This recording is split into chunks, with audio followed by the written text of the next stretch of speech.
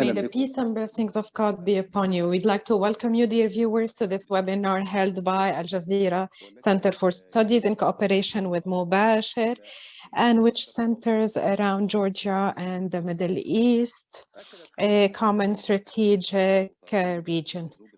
The latest Nagorno-Karabakh war proved the interaction between Caucasus and the Arab region and the Middle East in general. President Bashar al-Assad blamed Turkey for the launch of this whole conflict, and he also blamed it for the same for starting the Syria war.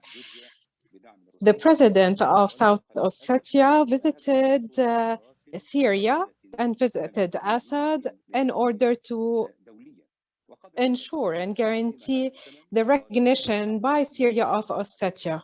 This was what Assad had to do in order to ensure the Russian support for him.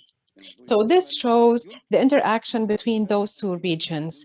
We can also talk about the interactions that make those two regions as an intertwined security regime, security system.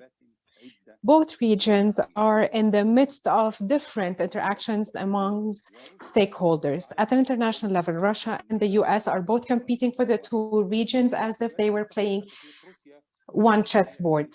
The US wanted to contain Russia by expanding the Atlantic alliance right next to Russia. So Russia decided to control Abkhazia and South Ossetia and Georgia in 2008, and then it used the Syrian crisis to expand its influence to the southern part of Turkey, which is the main member of the NATO. Turkey is cooperating with Azerbaijan and Georgia in order to offset the Russian-Iranian influence. Well, both regions are affected by three main key powers, Iran, Turkey, and Israel.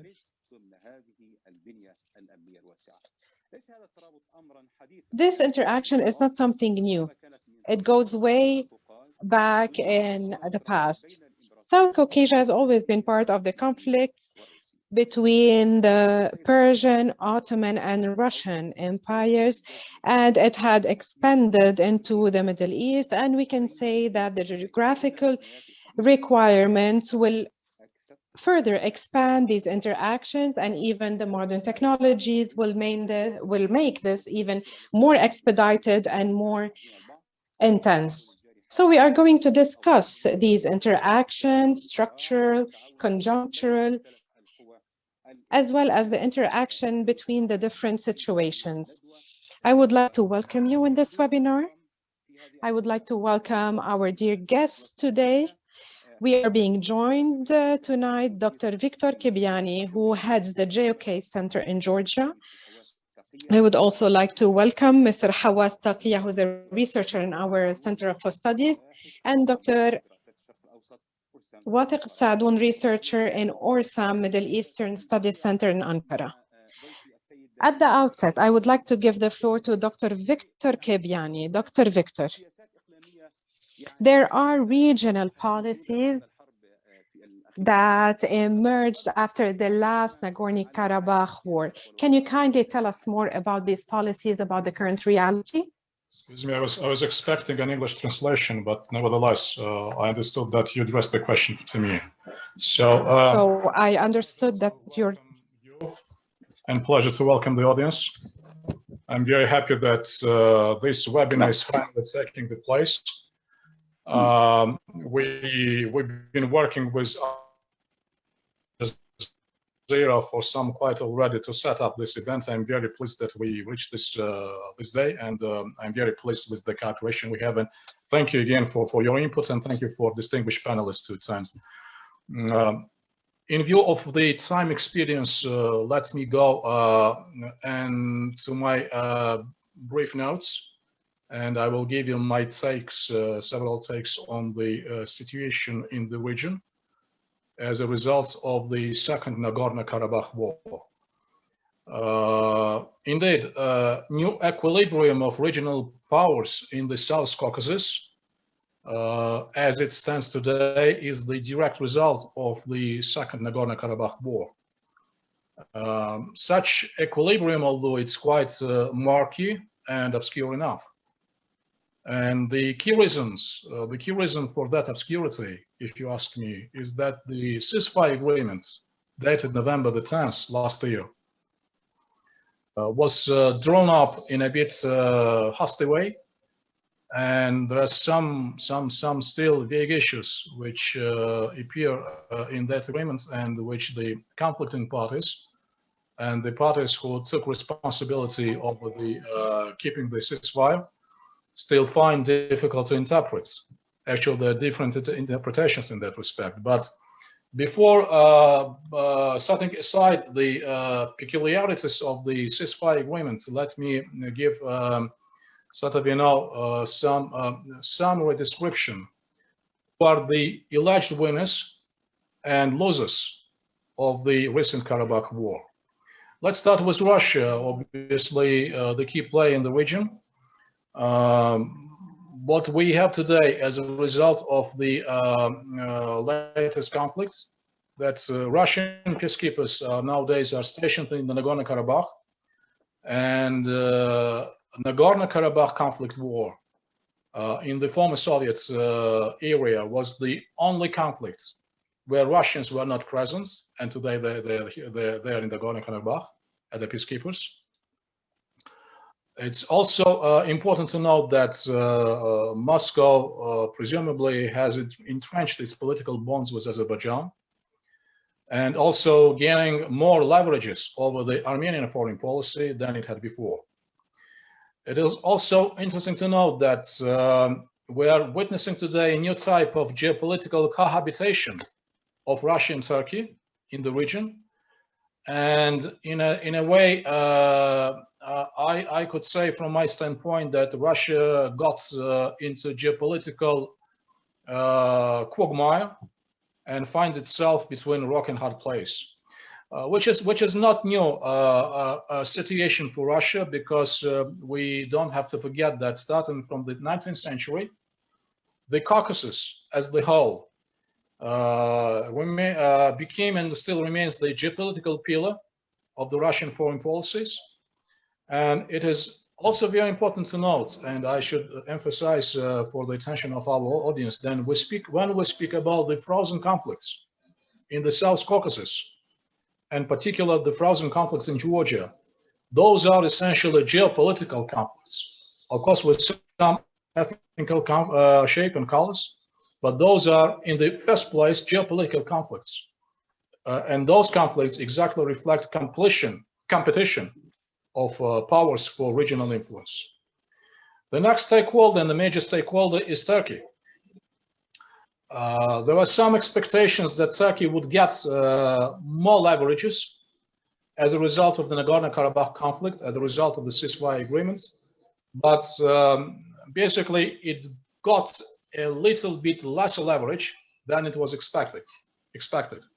Still, among gains which Turkey has got are even stronger political and security bonds with Azerbaijan. And today, the fallout of Nagorno-Karabakh war gives us the basis to say that Azerbaijan and Turkey, they almost enjoy a strategic alliance in the region. And this is a very important point for any further developments, regional developments. Also, for the first place since within the span of 100 years, Turkey militaries are in the region, although not as tangibly present, but still they have some monitoring duties alongside Russian peacekeepers, and they constitute part of the monitoring mission which is nearby the conflict zone. Last but not least, Turkey got a better and more meaningful say when it comes to political initiatives and economic projects. Iran. Arguably enough, Iran has a very tepid and lukewarm attitude to the conflicts. It was a bit confused. It was a bit ambiguous, and it still continues to be a bit contradictory, if to my standpoint, till the present days. A notable degree of Iranian ambivalence, perhaps not something unexpected, because of varying type of bonds and political ties which Iran is enjoying with most of stakeholders in the Nagorno-Karabakh, be it Russia or Armenia or نعم نعم the reason why Iran is certainly not نعم that context. نعم سيد كيبياني سنستكمل معا. Mr. Kipiani, so we will continue. This was an introduction. If you allow me, I would like to welcome our guest, Mr. Vinil Abdalani from Georgia. Thank you for being with us. He just joined us. We would like to hear from him now. We will give you 6 minutes, Mr. Emil Avdalani, during which we would like to know about the political reality and the interactions in this region after the Nagorno-Karabakh war. Go ahead, sir. Thank you very much. Well, as I understand, the questions are regarding Iran and generally what's the meaning, essentially, about what's the meaning of the second Nagorno-Karabakh war for the for Georgia. So my take is that Iran's position has been worsening, unfortunately, for the country over the past year and a half in the South Caucasus. It's mainly caused by the fact that the shift which took place following the war essentially means for Tehran one thing, that the status quo which was preserved throughout the 90s, I mean, following the breakup of the Soviet Union, and then in the beginning of the 21st century, there were essentially several pillars of Iranian influence through which it supported Armenia, was a bit uncomfortable with Azerbaijan because of some allegedly irredentist moves made by Azerbaijani statesmen in early 90s after the fall of the Soviet Union. And these two ideas, that essentially balancing Armenia against Azerbaijan, was a major component of Tehran's foreign policy in the region. But it was pragmatic. And if you look at what Iran essentially pursued in the region overall, and still pursues, everything is based on pragmatic approach to the relations with the three South Caucasus states. And this pragmatism continues to drive Iran's foreign policy towards this region.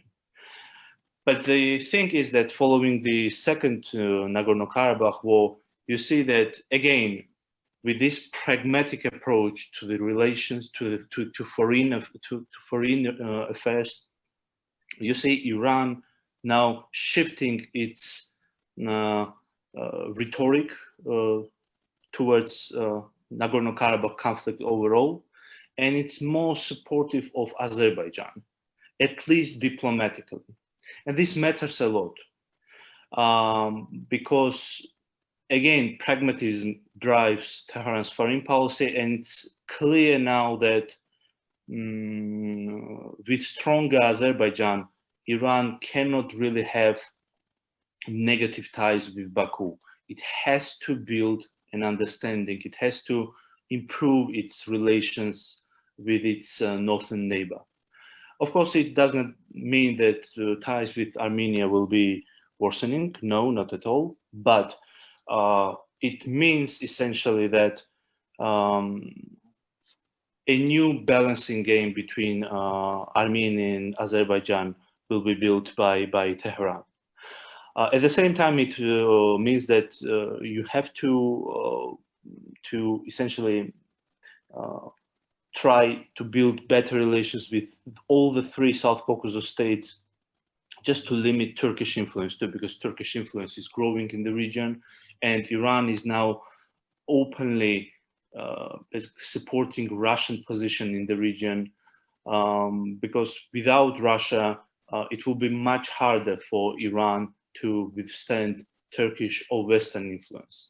And of course, for Iran, expansion of NATO and even the European Union into the South Caucasus is problematic. It sort of limits Iran's influence in the region. So we are in the process of Iran's foreign policy adjustment, I would say, towards the region, towards changing balance, towards changing geopolitical circumstances on the ground, and we are in the process. And perhaps it will take some years to take shape finally, but some elements of it are already seen there.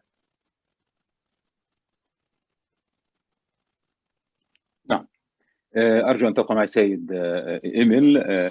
Please stay with me, Mr. Emil. I will now give the floor to another guest, also talking about the same topic, Mr. Al-Hawas Taqiya, for 6 minutes. Welcome once again, Mr. Al-Hawas. And we would like to talk now about the relationships between the Gulf countries and those South Caucasia countries, Georgia and the South Caucasia countries. The Gulf states perceive these countries through their regional and international relations. The question here, where does Georgia stand here in the calculations of the Gulf states? Thank you for this webinar. I'm very happy to participate in it with this elite of researchers and speakers. The Gulf countries perceive Georgia through their relations with the Western countries, through their position vis-a-vis Iran, and recently their position, or its positions vis-a-vis Turkey and the 2017 Gulf crisis. Of course, the Gulf states welcomed the independence of Georgia because it took its independence from the Soviet Union, and of course the Gulf states were not in support of the Soviet Union for ideological reasons, but also in view of their position towards the revolutionary movements in the Arab world. Not all the Gulf states adopted the same consolidated position, but specifically, we're talking about Saudi Arabia. البحث عن شركاء يحيطون بإيران من الشمال وهي دول. They were looking also for partners to contain Iran from the north, which is the South Caucasia, which made the Gulf states, specifically Saudi Arabia, focus on what is going on in that region and search for partners in order to contain Iran from the northern parts.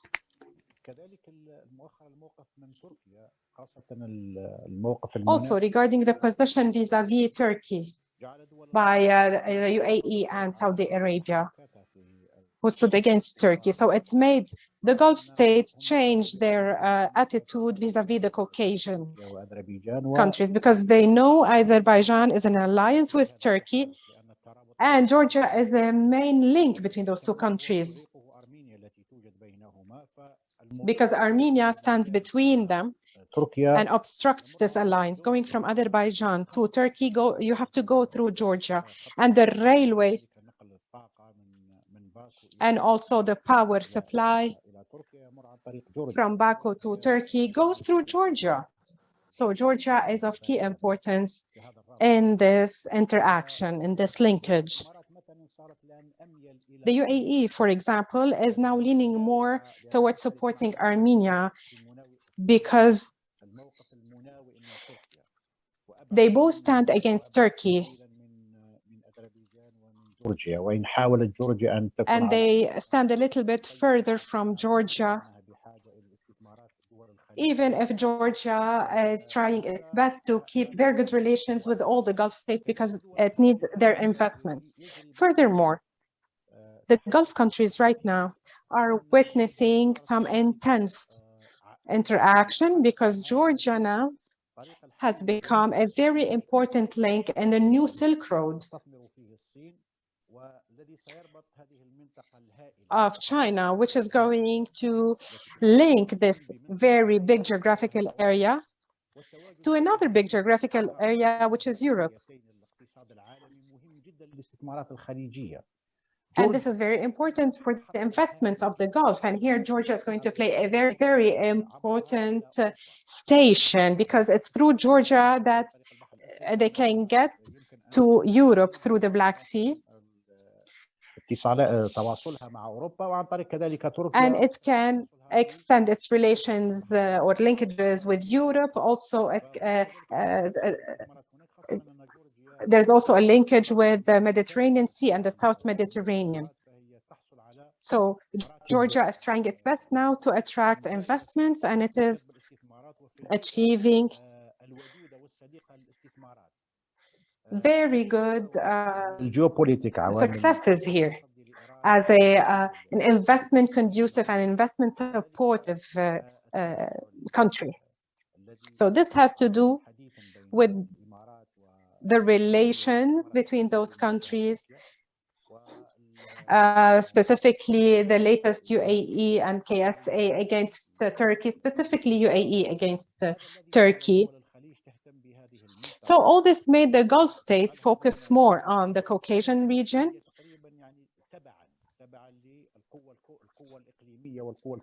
following the main regional, or according to the main regional powers that influence this region. As you said in your introduction, we have the US-Russian competition or conflict, and you have the Iranian Gulf conflict. You have the competition, if we don't want to say conflict, let's call it competition. The competition amongst Gulf states themselves, or between Gulf states and Turkey. So South Caucasus will necessarily be an extension of a strategic approach.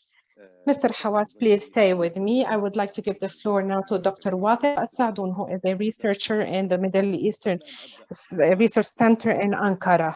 Welcome, Dr. Wathiq. Before I give you the floor, I would like to note that this seminar is in participation with the Georgian Center. Dr. Wathiq Assadoun,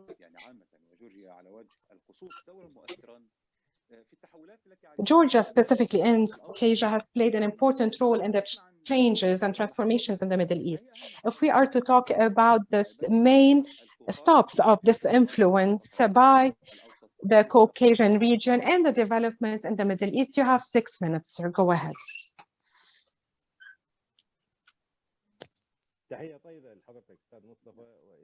Hello, everyone.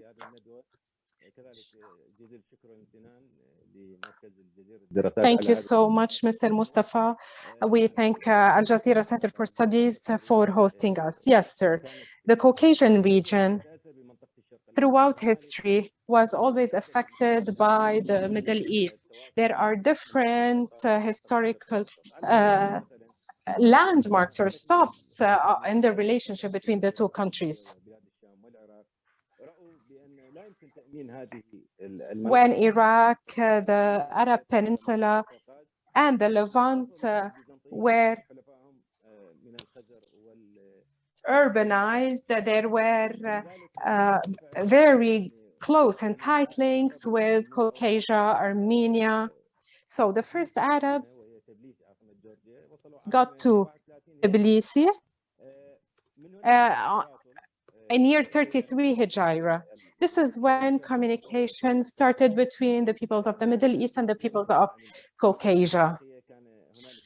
There's a number of historical stops, different developments, different events between the two regions. For example, in the 19th century, Caucasus was a main conflict area between the Ottoman Empire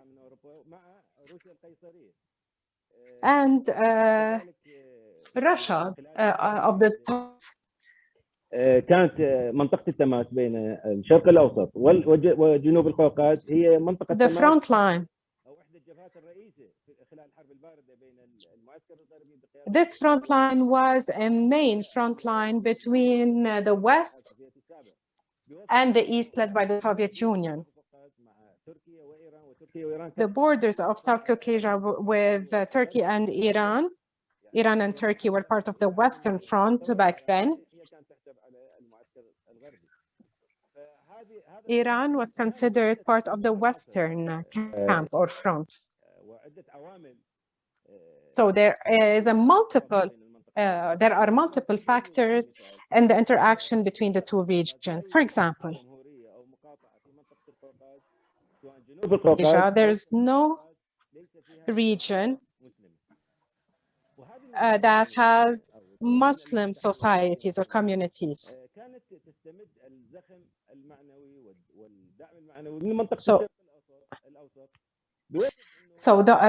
They had Muslim communities which got their support from the Middle East, because the Middle East is considered to be the heart of the Muslim world.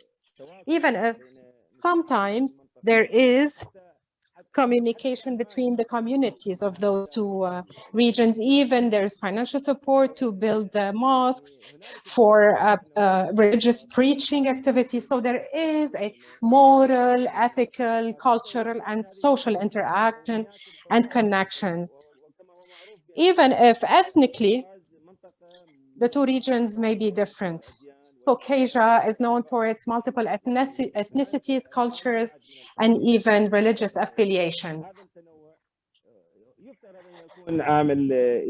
This diversity is supposed to be a positive element, but sometimes it may lead to certain friction, certain problems.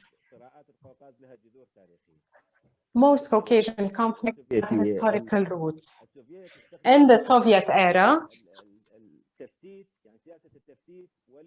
the Soviets used the policy of random or arbitrary divisions. They used to annex a certain region with specific majorities to regions of a totally different affiliation or belonging, a different religion, a different ethnicity. This may have been the main reason of the conflicts between those different regions. After the Cold War,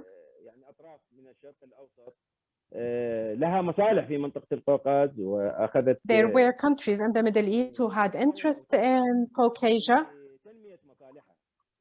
and they were trying to develop their own interests. Of course, their interests may differ, and as mentioned by your honorable guest, currently there are three main regional parties in the Middle East that are influencing the Caucasus: Israel, Iran, and Turkey.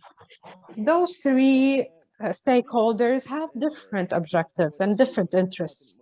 Now, when it comes to the main stops and main influencing stops, regardless of the historical interaction between the two regions, there are different stops that we have to note. Most Caucasian Christians are Orthodox.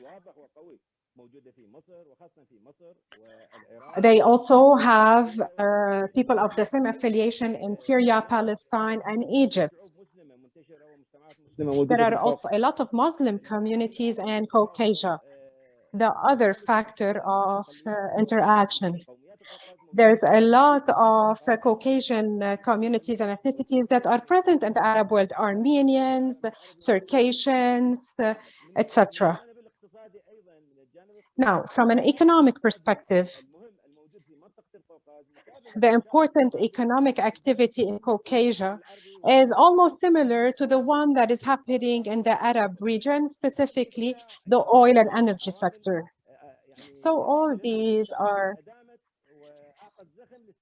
factors that further the relations between the two countries other than the historical ties.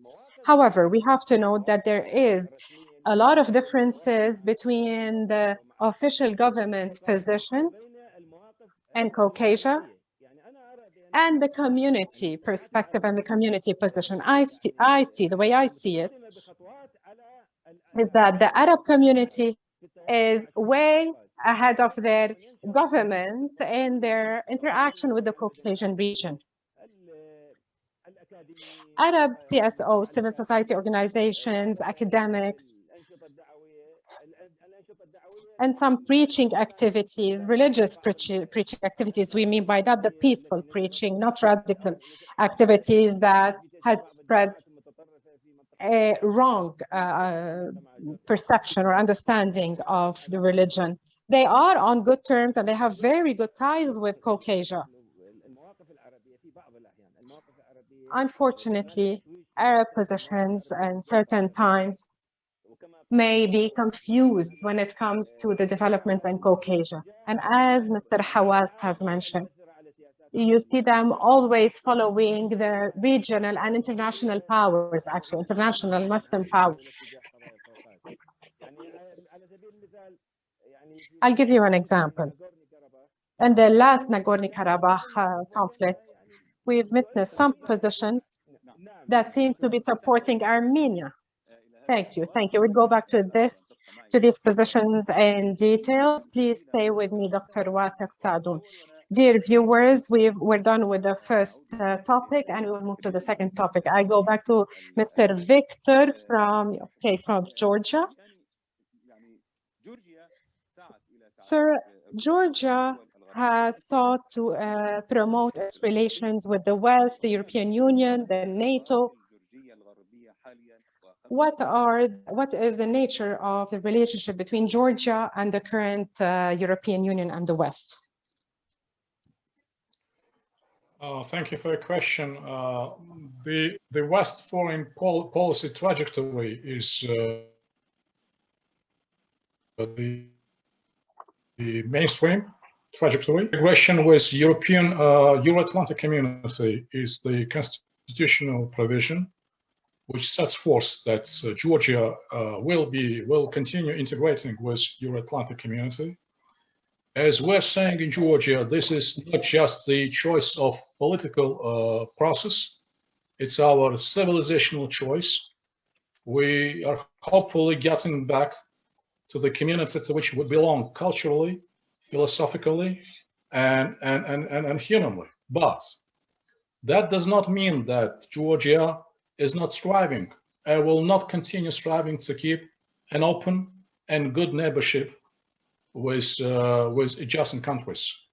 In the first place, it's Azerbaijan and Armenia, and we did our best when the Nagorno-Karabakh war broke out to maintain the neutrality and to act as responsibly as a regional stakeholder as we could.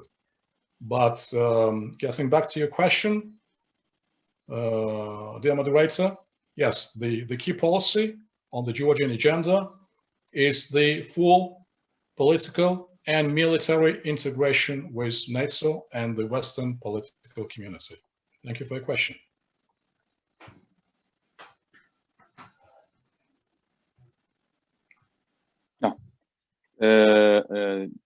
نعم سيد كبياني ربما Thank you, Mr. Kipiani.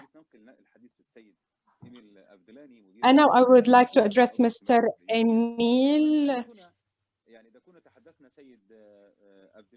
So, Mr. Emil, if we are to talk about the relations between Georgia and the West, the EU, NATO, etc., here, both Georgia and Turkey are worried from the Russian-Armenian strategic alliance. Talking about the Turkish-Georgian relations, how do they look like? In 5 minutes, sir. Thank you very much for your question. Well, in Georgia, there is definitely an emergent understanding since basically the end of the Soviet Union. where you had growing alliance, strengthened alliance, I would say, burgeoning alliance even between Armenia and Russia, and it takes various forms. I mean, from the military to economic realms, and for Georgia, of course, it's problematic. It's problematic because of the geographic situation. The country, which is in between Russia and Armenia, it serves as a shortest way, shortest bridge for both countries to communicate via land and air. And this always tests Georgia's willingness or unwillingness to cooperate with one or another power. Considering how difficult relations are between Georgia and Russia because of the Russian military activities on Georgia's lands, I mean Abkhazia and the so-called South Ossetia. This creates, I mean, Armenia-Russia alliance creates troubles, difficulties for the official Tbilisi. For example, the latest example was latest case was the second Nagorno-Karabakh war, where Tbilisi was constantly accused of either allowing or not allowing Russian military planes via its territory to Armenia. So it always happens with Georgia because of geographic situation and those difficult ties which the country has with Russia. At the same time, with Armenia, Georgia has relations of the level of partnership, I would say. They are good neighborly relations, but at the same time, there could be at times tensions over those transit issues when it comes to supplying Armenia with Russian arms and so on and so on. So I wouldn't say that Russia-Armenia ties are existential threat to Georgia. No, not at all. But I would say that from time to time, it just creates some tensions between Tbilisi and Yerevan. And it sort of forces Russia at the same time to seek alternative routes to find direct land contact with Armenia. And I would say what we see currently in the South Caucasus, that's Moscow's pursuit of basically reviving Soviet era railways and roads, Soviet era connectivity patterns. This primarily responds to this problem of Georgia being geographically in between Armenia and Russia. So now Russians are trying to circumvent Georgia through Azerbaijan and then to Armenia. So through managing this problem, essentially Russians would solve one of the strategic problems which the country has when it comes to supplying Armenia with the military arms, I would say. نعم. سيد عبد الله أرجو أن تبقى معي أنقل كلام السيد الحواس تقية. Please stay with us. We're going to move now to Mr. Hawas Taqiyya. Mr. Ardilani, did you have any comments? If you had a comment, please go ahead. Please go ahead if you had something to add. Basically, these were my major comments. But yeah, I would. نعم. أنقل كلام سيد الحواس تقية. Okay, thank you. We're going to move now to Hawas Taqiyya. Israel has close relations with some South Balkan countries. How is this going to impact the relationship between the Arab region and these countries and countries in the South Balkans? The Israeli calculations are also linked to Iran as well. Israel has good relations with Azerbaijan. It helped Azerbaijan in its war in Nagorno-Karabakh. And we know that Azerbaijan is adjacent to the northern borders with Iran. And there is an ethnic similarity between the northern part of Iran and the southern part of that region. So this might lead to divisions over there, separations, if there is any incitement when it comes to this minority. And we talk here about a large minority. So Iranians of Azerian origin are not a small number of persons. No, this constitutes a large number of people. So that is why Israel has such a relationship with the region. And the same applies to its relationship with Georgia. There is a security dimension that should be taken into account. So we talk about Azerbaijan, Georgia, and Armenia. If you're with Azerbaijan, you go in necessarily to be with Georgia. Why? Because Georgia seeks a country that would support it in order to alleviate the burden of Russia that wants to divide and dismantle Ossetia and Abkhazia.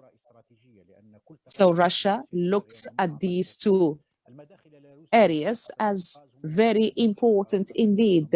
So there is two entry points through Azerbaijan and Georgia, and the remaining areas are mountainous areas. So if there is an invasion, these two areas can be used by Russia in order to expand in the Caucasus area.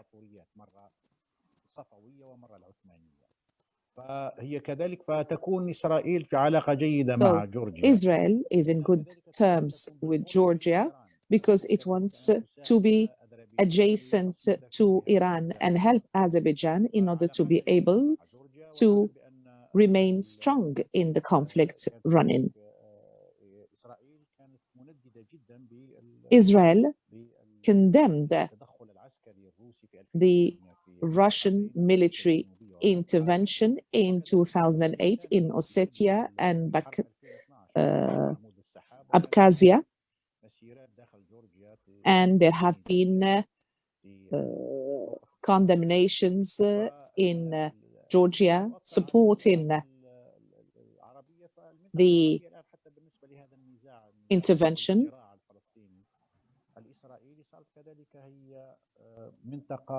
So it is a very difficult situation in that area. So now Israel is giving priorities to other conflicts around Turkey, around Iran, and there are some other countries such as the Emirates that gives priority to its conflict with Turkey. So taking into account these different priorities, the importance of the Palestinian cause is declining. So Israel wants to support the countries that are in conflict with the other neighboring countries such as Iran. But the Emirates is closer to Armenia in order to put pressure on Turkey, in order to restrict Turkey for it not to be able to expand in other regions, whether this is in Libya or in the Red Sea or the Horn of Africa. So the alliances do not give priority to the Palestinian cause. And the Arab countries, they are looking for new priorities, and they're looking for allies that are going to help the Arab countries in these new allies. So the Palestinian cause is not the parameter based on which relations are forged with countries in the region. There are new kind of conflicts, and Israel is comfortable, and it has alliances with countries in South Caucasus. Azerbaijan is a country of intersection. It is an ally to Turkey. It is an ally to GCC countries that are against Israel, and the same against Iran, sorry, and the same applies to its relationship with Israel. It has good relations with Israel.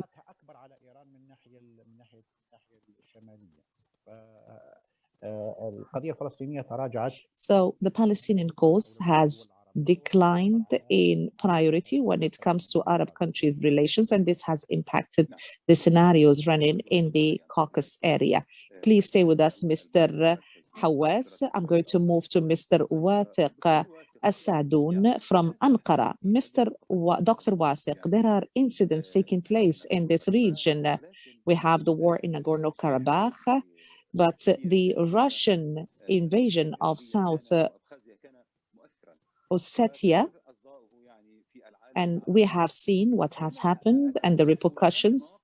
I would like to ask you, what are the positions of the Arab countries vis-a-vis this war, the invasion of South Ossetia and Abkhazia, and how has this been used in the interests of Arab countries? I'm talking here about Arab countries in particular. With regard to the Russian invasion of South Ossetia, even the naming of this region was coined by the Soviets. It is Ossetia, but it was divided into North and South Ossetia as part of the scissors policy, which is the means that was used by Russia in order to divide the nations of the country. During that period of time, so the invasion happened in 2008, and during that period of time, they were in the Iraqi quagmire, but the influence was still strong. It is not as it is now.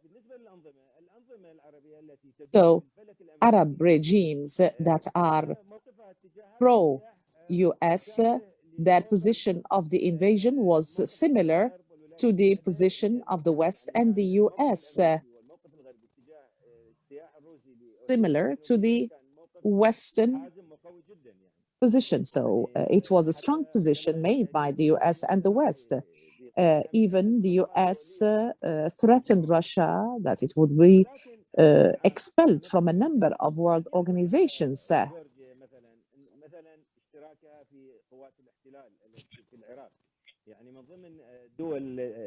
amongst the countries or the coalition countries that participated in the invasion of Iraq is Georgia or Georgian forces, and this impacts the Arab people, the Arab street.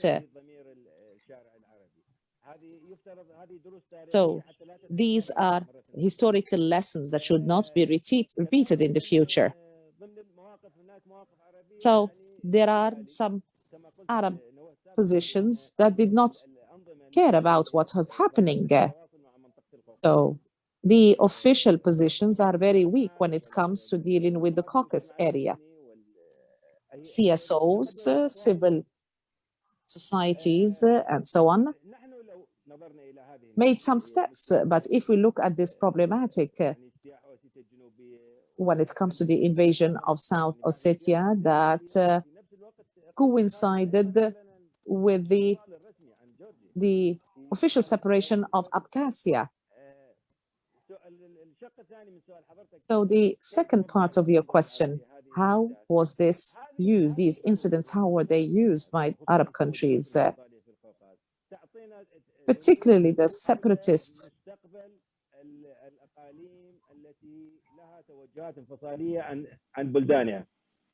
tendencies that we have seen? This has led to so many questions to be posed. What is going to happen in the future, particularly if we talk about South Ossetia, when it announced its independence or separation, and Abkhazia, it put himself in the Russian court. So Russia has become the only gateway to the world. It cannot communicate with any other international representative or country or agency other than through the Russian gateway.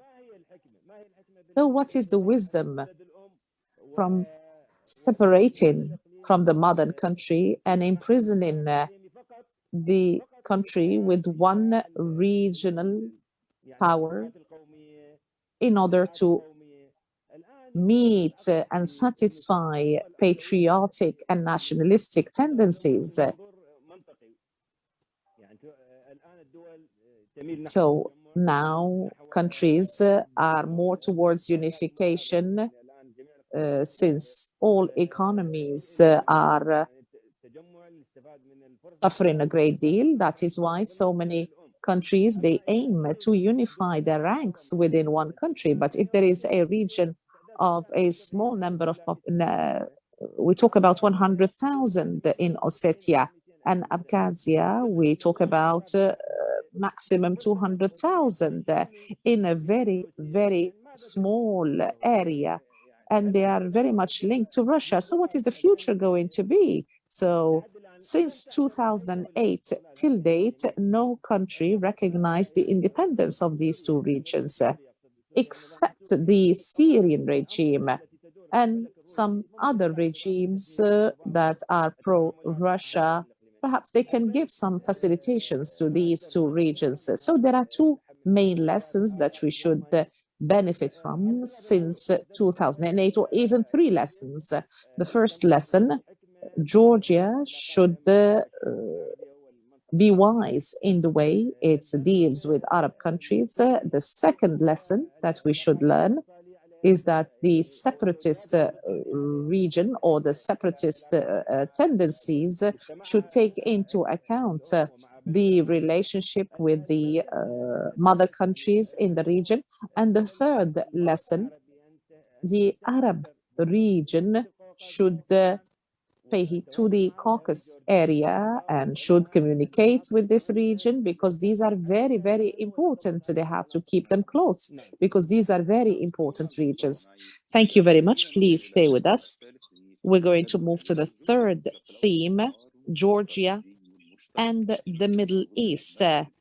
So this is part of the seminar that is being convened between GeoKeys and Al Jazeera Center for Studies. Mr. Victor Kibiani, we often say that there are influential events that have happened in the region, particularly after the invasion of Russia of Ossetia. So there is another thing that has happened, which is the Nagorno-Karabakh war in 2020. This has changed the balance of power in the region, particularly in South Caucasus. Azerbaijan was able to expand and was able to communicate with Nakhichevan and reach Turkey. And Turkey has become a central power in the security of the region. How has this war and the outcomes of this war, how have they impacted Georgia? Well, thank you for your question, but just a quick clarification with regard to the statement which the previous speaker has made. There is no Ossetia in the territory of Georgia. The proper Ossetia is in Russian Federation, and the previous speaker has made the right point. Then the so-called South Ossetia was named as a South Ossetia exactly because of that imperial approach of divide and rule. So this is a very important clarification for me to that this Ossetian nation was not divided between North Ossetia in the Russian Federation and South Ossetia in Georgia. There is no South Ossetia, rather than the leverage by the Soviet Empire, and this time by the Russian Federation, to exert as much influence over the Georgian foreign domestic policies as they could. Therefore, at the beginning of my presentation, I mentioned there are no essentially ethnic conflicts. Those conflicts are purely of geopolitical nature. And these are the genuine causes for us to understand exactly and precisely what's happening in Georgia proper. This is very important for us to note. Now, with regard to the Middle East and the South Caucasus, my distinguished colleagues at this panel made an excellent point that even though the Middle East and the South Caucasus on the surface are so different from each other, same time, substantially, and they're so close to each other, and I would explain why. First of all, both regions are experiencing a heavy influence of powerful regional actors. This is one point. This is the key point which brings the fabrics of South Caucasus politics and the Middle East politics closer to each other. And the second point, a relatively high degree of vulnerability of domestic institutions. This probably and arguably is the second feature which could be singled out as resembling those two regions. And I was fascinated at some points by an next comparison by a distinguished scholar at one of his the treatises when he said that what we're observing today is the merger of securities landscape of the Middle East and the South Caucasus. This is very important for us to realize, and this is even more important in the context of this webinar, giving to our audience in the Middle East and in the South Caucasus as much information as we could, that although, to repeat myself, we so much differ from each other, but the mechanics and the dynamics, what's happening inside, in the fabrics of the Middle East policies and in the fabrics of South Caucasus, they're very much close to each other. And the last point, in 30 seconds, I would of course set aside, the so-called Georgian invasion or presence in Iraq as the part of the coalition forces. And I know that this is a very sensitive issue, and we all very much follow how this presence of foreign troops in Iraq would end up. And we know that there is some sort of communication between the United States and Iraq government in that respect. But I should necessarily note out that the historical legacy of the Arabic world and Georgia is very rich, is very profound, culture-wise and business-wise. And if we go into statistics, if we see what's happening in the streets of Tbilisi, which is the capital of Georgia, in various other places, many Arab tourists and number of businesses from Arabic countries who are very, very much welcome in this country and who enjoy, the freedom of doing businesses and the freedom of sort of, enjoying just a life of a simple, secure, and enjoyable tourism. This is very important. But nevertheless, there is much room for us to progress in that respect. And this exchange of information, which hopefully would be followed up by another connections and the numerous connections, I very much hope so, and across my fingers, would give respective audiences more welcome note from Georgia toward the Arabic world and from the Arabic world toward Georgia. Thank you. سيد فيكتور كبيان يعني أيضا في نفس السياق الذي تحدث عنه. In the same context that you talked about,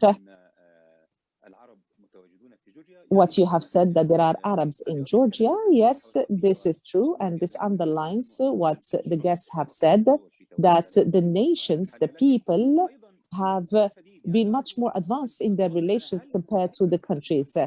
So I would like you to say or clarify, has Georgia been impacted by Nagorno-Karabakh? Please, if you can explain that. Of course, we are impacted because the fallout of the Nagorno-Karabakh war provides Georgia with more hostile environments than it was before the outbreak of the second Nagorno-Karabakh war, because with increased presence of Russian troops, this time in Azerbaijan itself, of course, it poses serious security threats and challenges to Georgian security and its foreign policy agenda. So the answer is definitely positive. It's yes. نعم أرجو أن تبقى معي سيد So كبياني. please stay with us. I would like to move to Mr. Adilani. We are still talking about Nagorno-Karabakh and the impact on Georgia. Russia has reinforced its presence in South Georgia after Nagorno-Karabakh in 2020. So this coordination would lead more pressure on Georgia. So how are the Georgian-Armenian relations in your view? And the Armenian-Russian coalition, how is it going to impact the Armenian security? Thank you for your question. Yes, a general description of the post-war situation is that Georgia is indeed impacted, as my colleague from JOK said, that the situation is not that good for Georgia in terms of how much Russian influence has grown in the South Caucasus over the past several months since November 2020 when trilateral agreement was signed. I wouldn't say that Georgia-Armenia relations were heavily impacted by this by the second Nagorno-Karabakh war. I would say that both countries managed to navigate through the troubles of this geopolitical transformation which we see unfolding in front of in the recent months. And I would even say that there were some cases when Georgians actually official Tbilisi basically tried to play a major diplomatic role in basically alleviating the Armenia-Azerbaijan conflict. And one of those examples was that when several weeks ago, the Georgian government basically helped to release a number of prisoners of war of Armenian origin from Azerbaijan and move them to Armenia. So basically, my argument is that Georgia-Armenia relations were not heavily impacted by that. So Armenia understands that it needs good neighborly relations with Georgia because it's the only way to have a land connection and swift air connection to Russia. Because those railways which are being planned to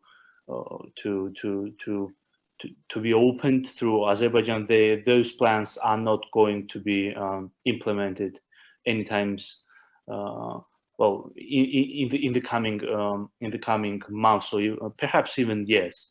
But the same understanding goes behind Georgia's foreign policy towards Armenia. So it also understands that Armenia serves as a gateway to Iran. Armenia is a country which is civilizationally very close to Georgia, and it needs help, geographic and economic help, in terms of serving as a transit for Armenian goods and for Armenian trade with the outside world. So basically, both countries complement, I would say their foreign policies overlap in a way, though. Overall strategic visions of both countries, they differ because of Armenia's close ties with Russia, which is a strategic threat to Georgia's sovereignty, and because Georgia's close ties with the collective West, though Armenia is also very eager to build closer connections with the West, it still is hesitant to make major moves because of its dependence on Russia.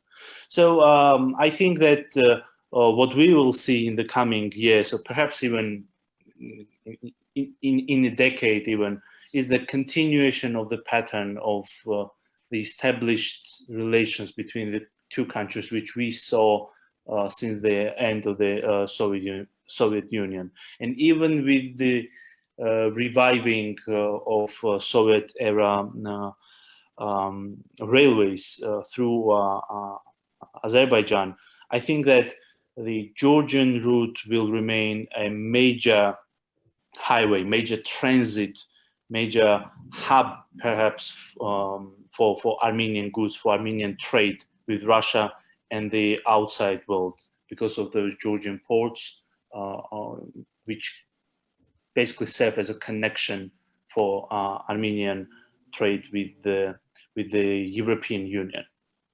Thank you. سيدة ديلاني أرجو أن تبقى معي. Thank you very much. Please stay with us. I would like to move now to Al-Hawass Taqiyya. When we talk about the Arab world, Mr. Al-Hawass Taqiyya, and its relationship with this region, the Arab region and the South Balkan region has unstable relations. What are the possibilities of such thing happening, and how is this going to impact the countries of the region? Yes, this is true. The two regions suffer from instability. For instance, the relationship between Armenia and Azerbaijan. This is the second war, the second Nagorno-Karabakh war, and the arrangements are still not stable. You talked about the line between these two regions. It goes through Armenia, and it is supposed to have Russian guarantees, but it is not confirmed that this pathway is going to continue and link the two regions, and it is not guaranteed how the settlement arrangements are going to be carried out. So this is a point of concern when it comes to the relationship between the two countries. The speakers talked about the Armenian-Georgian relations. So Armenia is a landlocked country and has a number of countries with which it has animosity, such as Turkey. So it doesn't have any outlet either through Iran or through Georgia. But we have the contradiction in the Armenian relations. So it needs Georgia for its ports, but the relationship with Russia annoys Georgia. So the more the influence of Russia in Armenia, the more Georgia feels it is between the claws of the bear. So the relationship between Georgia and Armenia is of concern. Armenia needs more Georgia, but its relationship with Russia makes Georgia be cautious about this relationship. Yes, there is some concern. There is caution because the relationship might see or witness an imbalance, and perhaps it would be more inclined to the other parts. So as we have seen, the relationship between these three countries is not a stable relationship. So there are so many instabilities.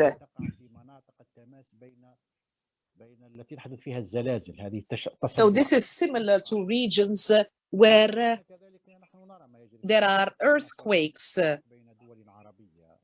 So this is similar to conflicts happening in the Arab region. So the problem, if one of the three countries or the two countries, Russia and America, for instance,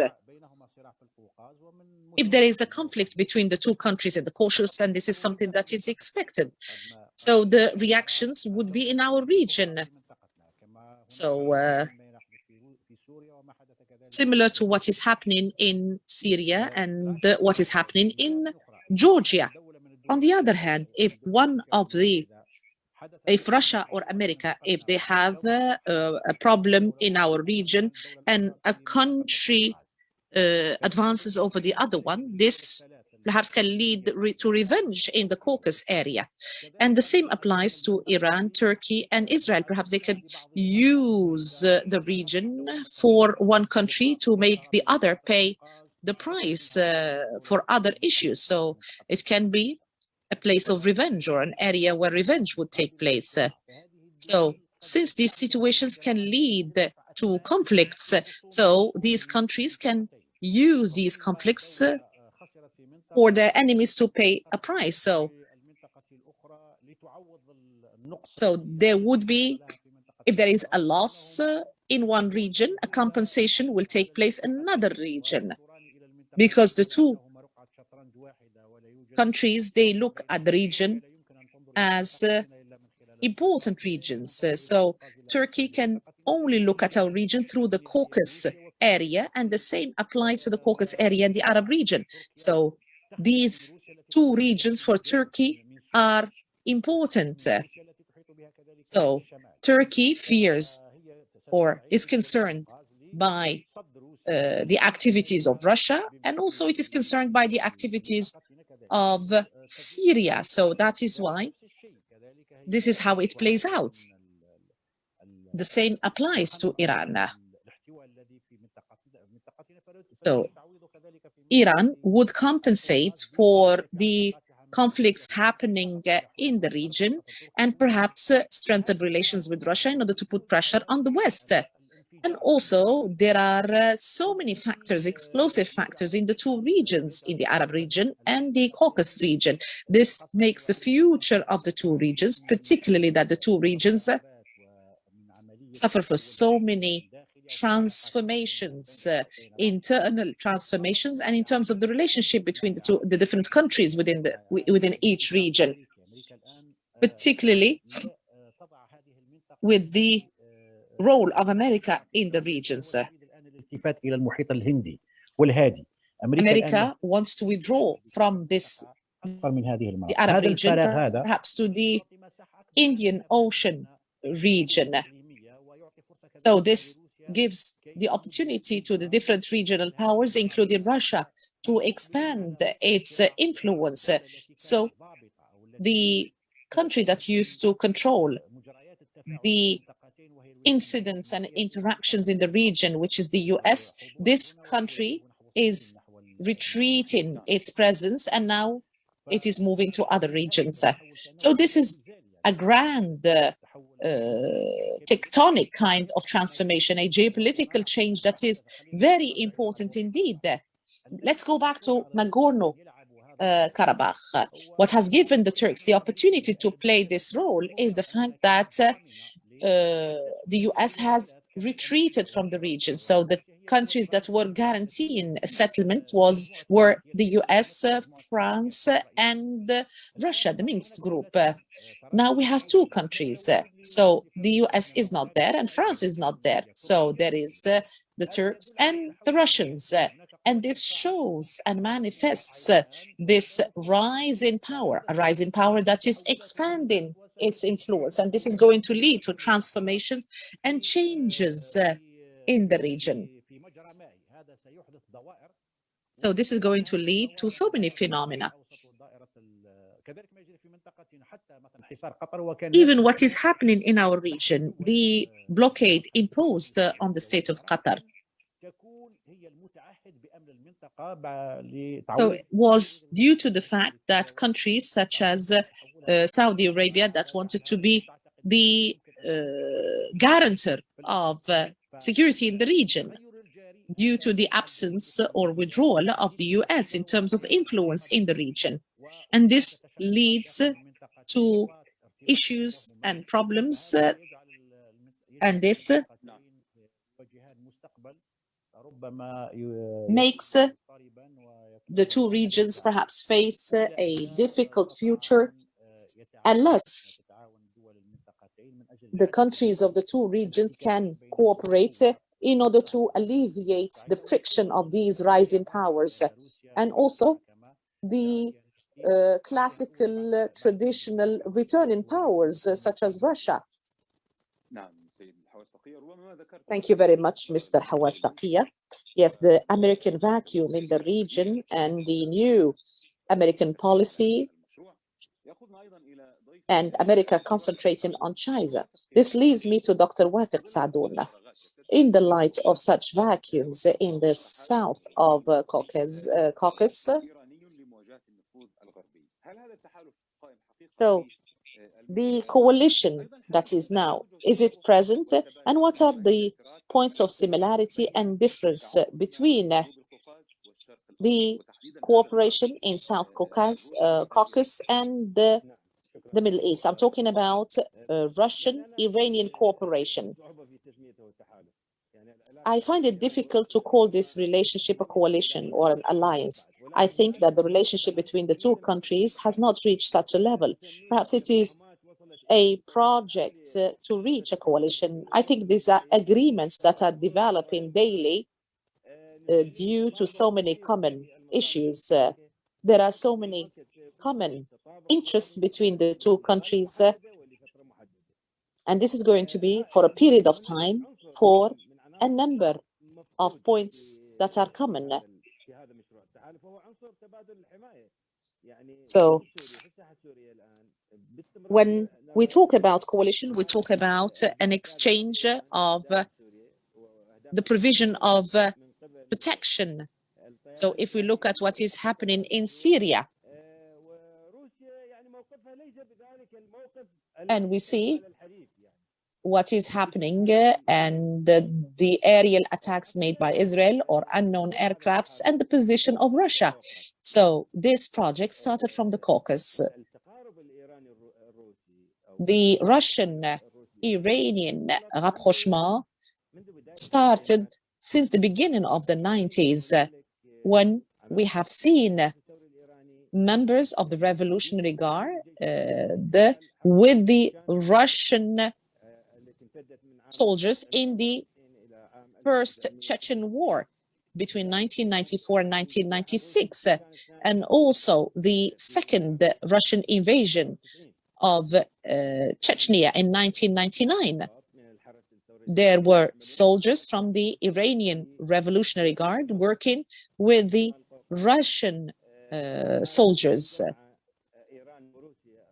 What has made these forces establish a close relationship is to be against the interests of the US and to combat radical Islamic Sunni groups. I'm talking about Sunni and Shia from an academic perspective.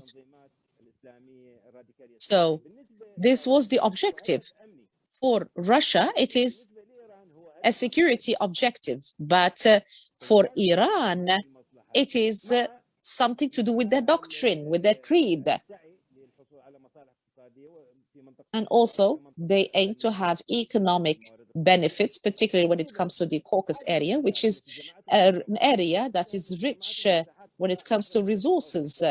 So this is the same relationship that we see in Libya and in Syria.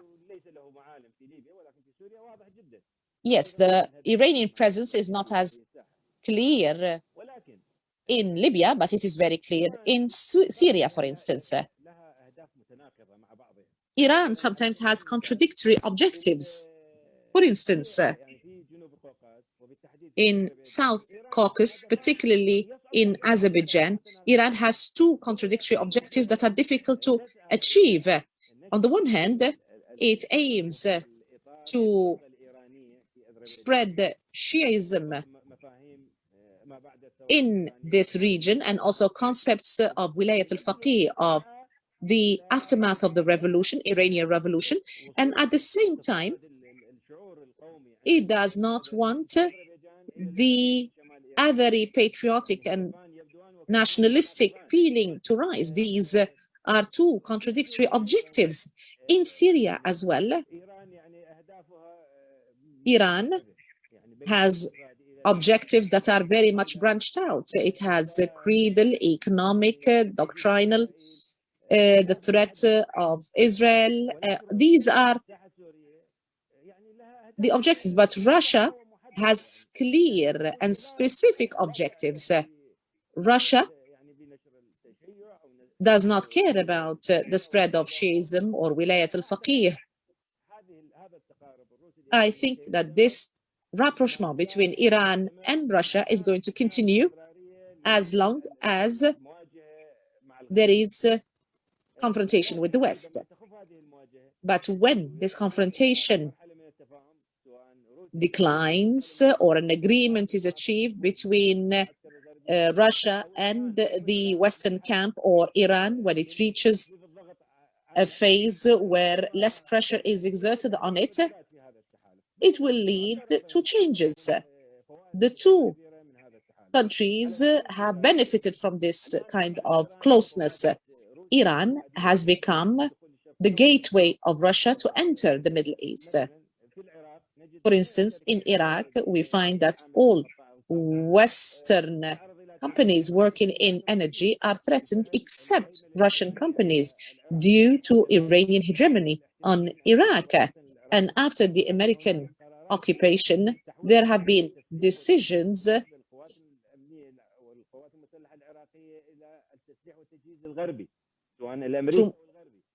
move to Western armament. But Iran was able to move the Iraqi governments into armament through the East, countries of the East, Russian armaments, and so on. Iran has benefited a great deal. Iran has an ally at the Security Council that would veto any decisions that would be against the interests of Iran. So there are agreements, there are political agreements between the two countries, but we have to remember what the Khomeini has said, the leader of the Iranian Revolution. He said that America is the big devil and Russia is the smaller devil. Very briefly, the presenter is interjecting. So the relationship with Iran and the return to the JCPOA, is the reason why they want to go to the JCPOA, America, because they don't want Iran to go back to Russia? I think that the US wants to concentrate on China and Russia and want to put an end to wars that never end, such as in Afghanistan and so on and so forth. The US wants to regain its strategic importance through a confrontation with strategic countries such as China and Russia.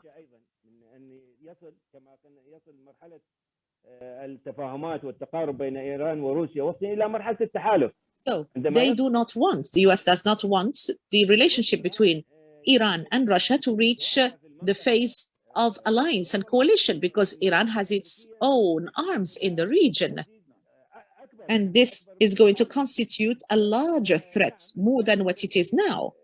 So that is why the American administration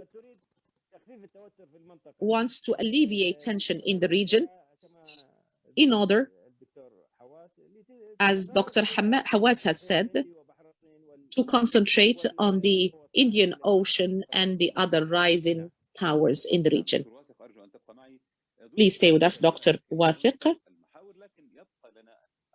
So we have come to the end of the different themes that we have discussed, but we can give the opportunity to the speakers to talk about the future, the future relationship between Georgia, the region, and the Middle East. 1 minute to 2 to each and every guest. Would like to start, Mr. Kibiani, would like to start with you. Thank you. Thank you. What is the future of the relationship between South Caucasus, particularly Georgia, and the Middle East region, particularly the Arab region? Thank you. Taking into consideration 1 minute time, I would point out two key major factors when we speak about future developments and outlook for the South Caucasus. The first point is a new shape of a global order, which would be determined by two major considerations: how the relationships between United States and China will develop. And apparently that development, that shape of a new global order would have an impact on the emerging order in the South Caucasus. This is one point. And I think that the question which was raised in the course of the discussions about the degree of the Western interest in the region, it's a legitimate and valid point, and something which should be addressed more closely. And the second point, which would have an impact on the South Caucasus regional order. When we speak about new shapes of the world order, two key trends which are taking place are new type of multilateralism and increased importance of regionalism. And I think that the South Caucasus, which is apart from its close geopolitical links with the Middle East, is simultaneously the integral part of the broader Black Sea region. The Black Sea region will continue its rise as the regional center and as one of the pillars in the forthcoming multilateral global order as well. So those trends are something which we all should closely watch and comment on. Thank you. نعم أرجو أن تبقى معي السيد فيكتور كبياني. Please stay with us, sir. Thank you. I would like to move to Mr. Emil and the question, if you have an answer to the same question or one last comment for a minute or two. Go ahead, sir. Thank you very much. Yes, perhaps one of the long-term developments which we will be seeing in the region is the Turkish and growth of Turkish influence in the region. And I would relate this development to the wider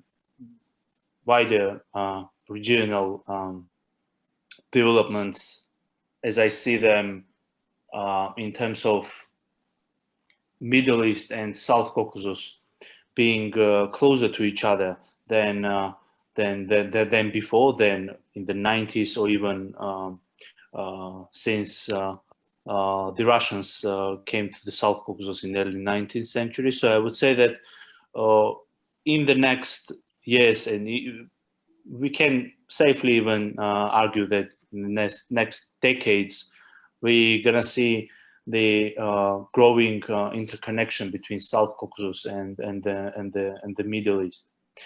There are a number of reasons. There's energy resources, there's military and purely economic reasons for this.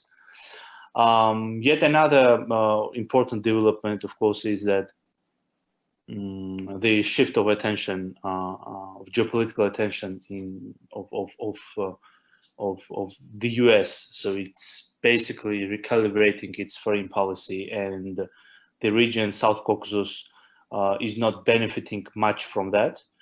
So as our speakers rightly noted, the US will be shifting its attention more to Indo-Pacific region, mostly China, whether it's containment of China or simply dealing with China, whatever we call it, but certainly paying more attention to China. It requires resources, it requires much of attention, of diplomatic attention, which means lesser US attention to the western part of Eurasia, in which South Caucasus too can be included. So in that regard, I see these two major developments which will be unfolding in the coming years and perhaps even decades. سيد عبد الغني أرجو أن تبقى. Thank you very much. Please stay with us. We'd like to move to Dr. Hawaz Taqiya. Mr. Hawaz Taqiya, would like one last comment about the future in a minute or two. I would like to add to what the colleagues have said. I think that for Georgia in particular, the country that is going to be a country of attraction is going to be Turkey. And this is what Turkey aims to achieve. So, due to the fact that the US is more interested in China, Turkey nominates itself now as a player, as we have seen in Afghanistan, because Turkey proposed to secure the airport, and the same applies to Libya and the relationship between Turkey and Libya. So it takes from Russian hegemony in the southern Mediterranean bank. So this is due to the fact that China, so the US is moving towards China, being interested and concentrating on China. Turkey is going to move to other directions, and Georgia is going to seek to have other alternatives in order to alleviate the pressure of Russia. And that is why we're going to see more Georgian-Turkish rapprochement. If Georgia wants to become part of the Atlantic and Western camp, so the heavy country or heavyweight country, it is going to be Turkey. I think that there is going to be a rapprochement between the two countries, and this is going to lead to tension in relations between Georgia and Armenia. Georgia tries to avoid that, but I think the increase of Turkish influence in the region, it seems that America,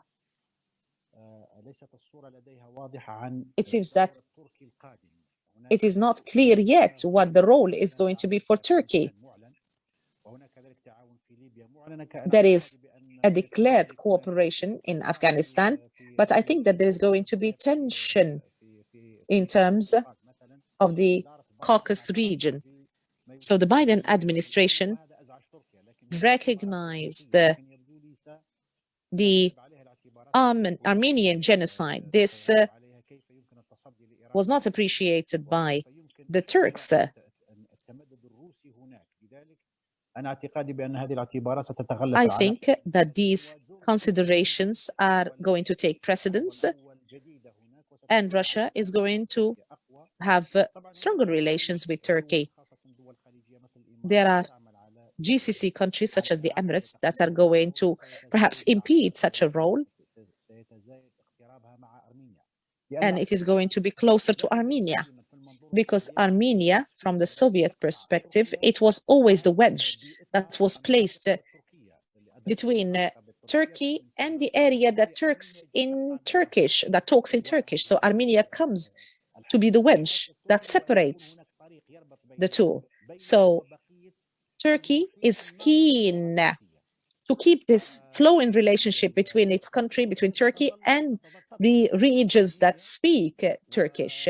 So Turkey is going to continue its pressure on Armenia, and the US is going to recognize that the interest is declining, and Georgia is going to adapt to the new situation, and it is going to know that the new strong country in the region that is going to alleviate Russian pressure is Turkey.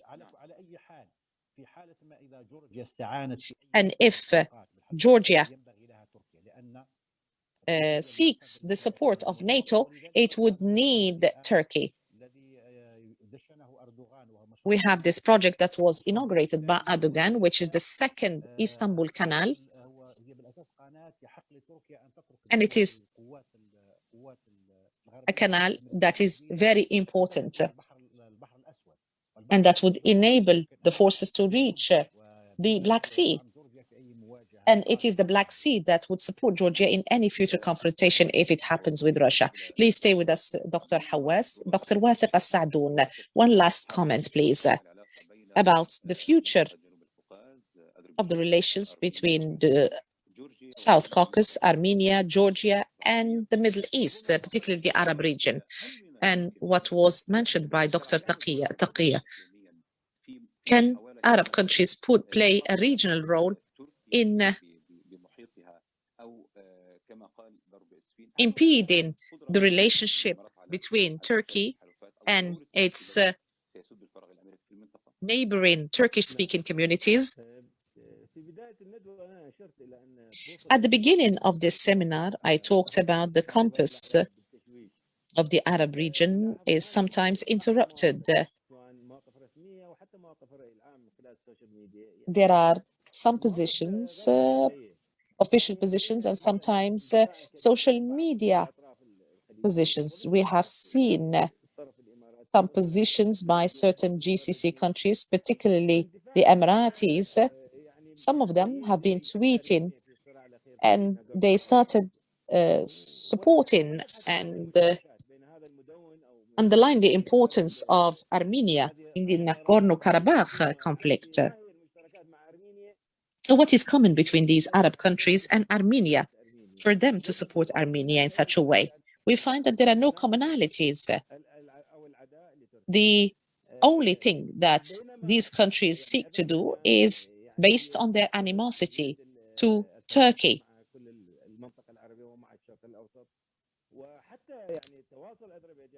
So the communication of Azerbaijan and the Arab countries is better than other countries.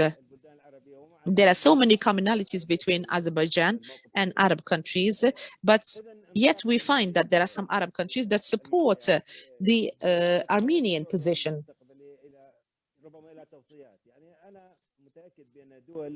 I am sure that countries such as Georgia and Azerbaijan are going to increase their interest in the Arab region in order to develop relations with the Arab region. It is better for these Arab regions to give the same interest and have reciprocal relations with the South Caucasus region, to have an exchange of common interests.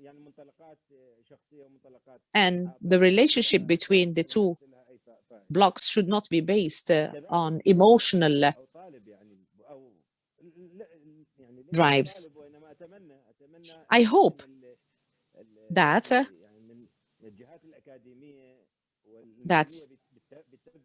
scholars, translators of resources and sources from Georgia and Azerbaijan, I think they should increase the level of translation into Arabic, academic sources that and references that explain the history of the region, that would clarify the intellectual and cultural trends in the region. Because this is going to be very important, because there is a shortage of Arabic sources. Sometimes we resort to novels to get information that would help us in our research. So this is very important.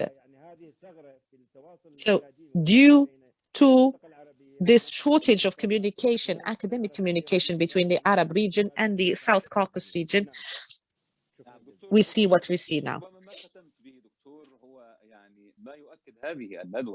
So what you have said perhaps underlines this cooperation between Al Jazeera Center for Studies and Jukis Center. So this is what we are aiming to achieve, which is exchange of knowledge from its sources through research sources. So at the end of this seminar, I would like to thank our dear guests, Mr. Victor Kibiani from Jukis Center from Georgia. Thank you very much. Mr. Emil, I would like to thank you also from the same center. Thank you so much, sir. We'd like to thank Mr. Hawas Taqiyya from Al Jazeera Center for Studies. Thank you very much, Mr. Hawas. And Mr. As-Saadoun from Middle East Center from Ankara. Thank you so much to you all. Distinguished guests, we would like to thank you at the end of this seminar that has been convened between GeoKeys Center from Georgia and Al Jazeera Center for Studies from Doha. Would like to thank you very much, and we look forward to seeing you once again in future.